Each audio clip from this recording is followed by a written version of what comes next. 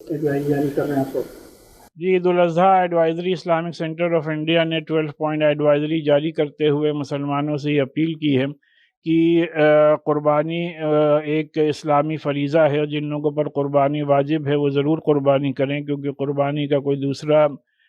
بدل نہیں ہے۔ اور اسی کے ساتھ ساتھ صرف ان جانوروں کی قربانی کی جائے جن پر کوئی قانونی بندش نہیں ہے، اور گائے کی قربانی ہرگز نہ کی جائے۔ اسی کے ساتھ ساتھ اس ایڈوائزری میں یہ بھی اپیل کی گئی ہے کہ نماز عیدگاہوں کے اندر اور مسجدوں کے اندر ہی ادا کی جائے،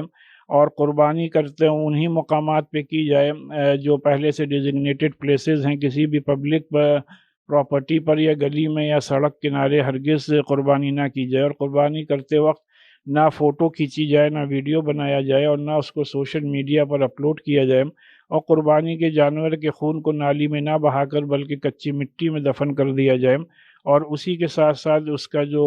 ویسٹ ہے اس کو جو نگر نگم کی طرف سے انتظامات کیے گئے ہیں وہیں پر ڈسپوز آف کیا جائے، اور قربانی کے جانور کے گوشت کا ایک حصہ غریبوں میں ضرور تقسیم کیا جائے، اور عید کی نماز کے لیے عیدگاہ جلدی پہنچے، اور نماز کے بعد ملک کی تعمیر و ترقی کے ساتھ ساتھ پورے ملک میں پوری دنیا میں امن امان کے لیے ضرور دعا کی جائے۔ دیکھیے، دلی میں تو یہ ہوتا ہی نہیں ہے، کوئی بھی نہیں کرتا۔ بلا وجہ کا یہ اعلان کرنا، اس طرح کی باتیں کرنا، میں سمجھتا ہوں اپنے آپ کو لائم لائٹ میں لانے والی جیسی باتیں ہیں۔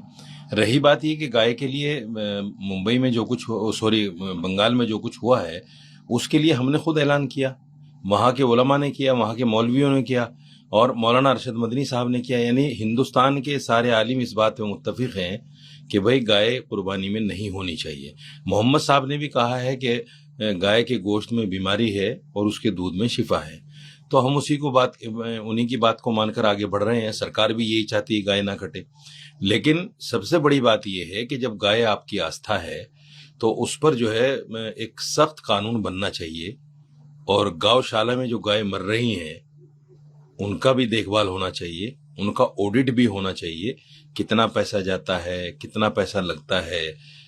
کون کھا رہا ہے، سب کچھ ٹرانسپیرنٹ ہونا چاہیے۔ دوسرے یہ ہے، گائے کو آپ نیشنل اینیمل کا درجہ دے دیجئے، ساری بات ختم ہی ہو جائے گی۔ لیکن آستھا کے نام پر جس طرح راجنیتی ہو رہی ہے، یہ راجنیتی غلط ہے۔ ہم نے ایک گائے رکشا پارٹی بنائی ہے، اور وہ بڑے پیمانے پر ہم مسلم علماء سے بھی مل رہے ہیں، مسلم آرگنائزیشن سے ملیں گے، اور ہندو جو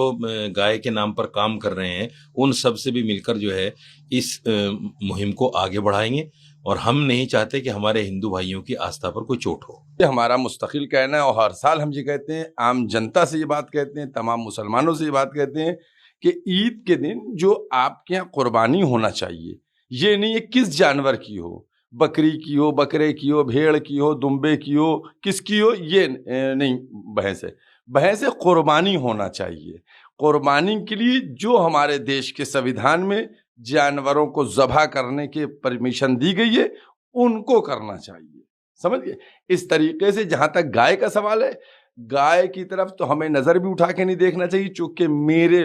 ملک کے جو برادر ہیں، ہندو بھائی ہیں، وہ اس کی پوجا کرتے ہیں، وہ اس کو ماتا کرتے ہیں، لہذا اسلام بالکل پرمیشن نہیں دیتا۔ اگر کوئی ویکتی گائے کی قربانی ہندوستان میں یا کہیں کرتا ہے تو گویا اس نے اسلام کے ورد کام کیا، کیونکہ اسلام نے کہا ہے دوسرے دھرموں کا سمان کرنا چاہیے، اور گائے کی قربانی کر کے آپ نے اپمان کیا ہے۔ تو میں یہ سمجھتا ہوں کہ یہ بالکل غلط ہوگا، لہذا گائے کو قربانی کی کوئی ضرورت نہیں ہے، جو بکرے دمبے ان کی قربانی ہونا چاہیے۔